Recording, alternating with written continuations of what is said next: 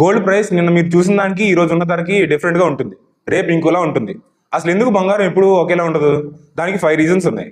Reason number 1, dollar value. బంగారం ఒక metal మాత్రమే కాదు, ఇంటర్నేషనల్ ఇన్వెస్ట్మెంట్ అసెట్. ఇది డాలర్ లో ట్రేడ్ అవుతుంది. డాలర్ స్ట్రాంగ్ అయితే బంగారం డిమాండ్ తగ్గుతుంది. డాలర్ వీక్ అయితే బంగారం వైపు ఇన్వెస్టర్స్ ఆకర్షణ పెరుగుతుంది. అందుకే బంగారం ధర పెరుగుతుంది. Number 2, inflation. కరెన్సీ వాల్యూ తగ్గుతున్నప్పుడు మనుషులు కరెన్సీ మీద నమ్మకం కోల్పోతారు. ఇన్ఫ్లేషన్ పెరిగినప్పుడల్లా గోల్డ్ ధర కూడా కదులుతుంది. రీజన్ నెంబర్ 3, వడ్డీ రేట్లు. బ్యాంకులు ఎక్కువ వడ్డీలు ఇస్తే ఇన్వెస్టర్లు డిపాజిట్లు, బాండ్ల వైపు చూస్తారు. అప్పుడు బంగారం పక్కకు తప్పుకుంటుంది. కానీ వడ్డీ రేట్లు తగ్గితే బంగారం ఇచ్చే రిటర్న్స్ ఎక్కువ అవుతాయి కాబట్టి ఇన్వెస్టర్స్ అందరూ బంగారం వైపు వస్తారు. అందుకే గోల్డ్ ప్రైస్ ఇంక్రీజ్ అవుతుంది. రీజన్ నెంబర్ 4, యుద్ధాలు. యుద్ధాలు, రాజకీయ ఉద్రిక్తతలు, ఆర్థిక సంక్షోభాలు, ఈ మూడు కలిస్తే ప్రపంచం భయపడుతుంది. భయం పెరిగిన ప్రతిసారి బంగారం డిమాండ్ పెరుగుతుంది.